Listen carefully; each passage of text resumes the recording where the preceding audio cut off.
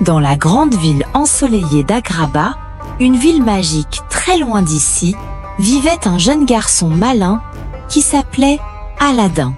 Il n'avait pas beaucoup d'argent, mais il avait un grand cœur. Il vivait sur les toits avec son meilleur ami, Abou, un petit singe très coquin. Tous les deux rêvaient d'avoir toujours à manger et de vivre plein d'aventures au lieu de passer leur temps à courir pour échapper aux gardes.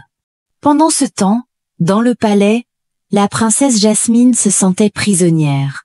Elle avait tout l'or et les bijoux qu'elle voulait, mais pas ce qu'elle désirait le plus, la liberté. Elle voulait pouvoir choisir sa vie et voir ce qui se passait derrière les grands murs.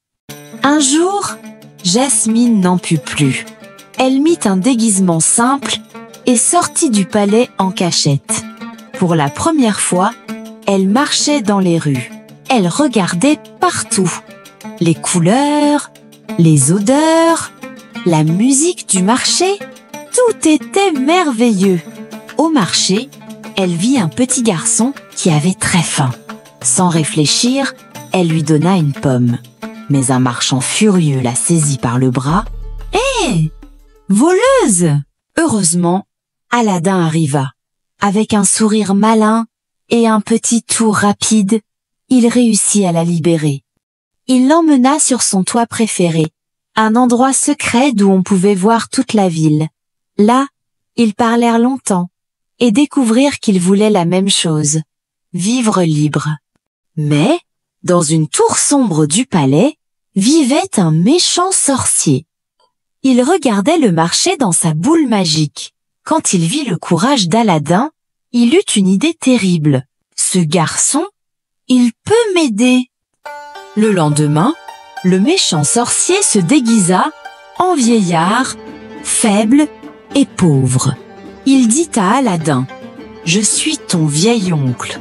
Aide-moi à récupérer une vieille lampe dans une grotte et je te rendrai plus riche que le roi. » Ils partirent loin dans le désert, jusqu'à une énorme tête de tigre sculptée dans le sable.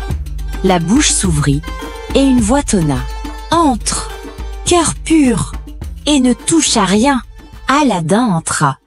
À l'intérieur, il y avait des montagnes d'or, des rivières de pierres précieuses, des arbres qui donnaient des fruits en rubis et en émeraude. Mais il chercha seulement la lampe. Il la trouva posée sur un piédestal. Mais Abou, son petit singe, ne put s'empêcher d'attraper un gros rubis rouge. Tout à coup, la grotte trembla. La bouche du tigre se referma avec un bruit énorme. Et tout devint noir. Pris au piège, Aladin regarda la vieille lampe. Toute cette histoire pour ça.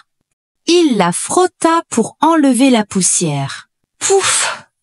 Une fumée bleue sortit et se transforma en un grand génie souriant. 10 000 ans que j'attendais. Tu as 3 vœux.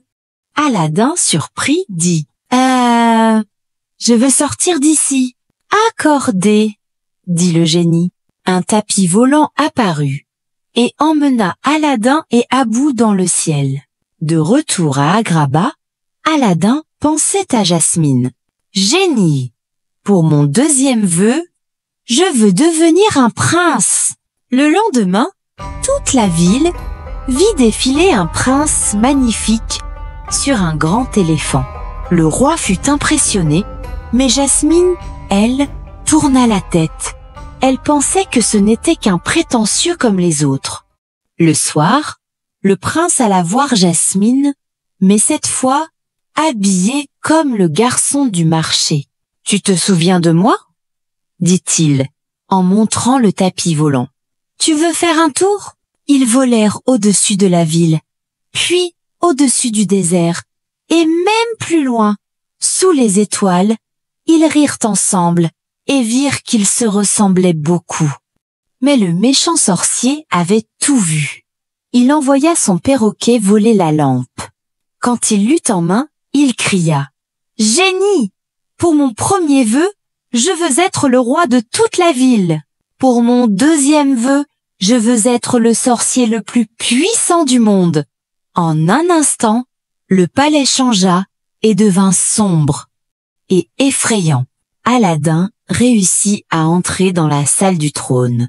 Il dit au méchant sorcier, « Tu as du pouvoir, mais tu ne seras jamais plus fort que le génie. » Furieux, le méchant sorcier saisit la lampe magique volée et cria, « Alors, je veux devenir le génie le plus puissant de l'univers. » Il devint un énorme génie rouge, très puissant.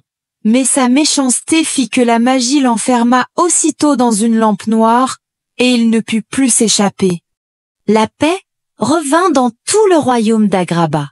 Aladin regarda le génie bleu, son ami magique, et dit « Mon dernier vœu, c'est de te libérer pour que tu sois libre pour toujours. » Le génie bleu sourit très fort, heureux d'être enfin libre.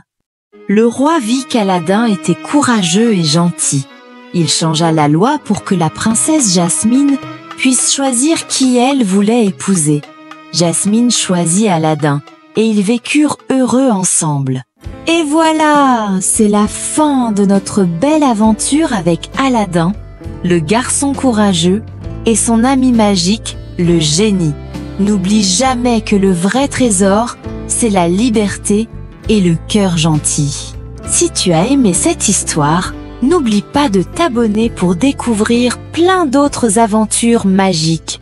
À bientôt pour une nouvelle histoire.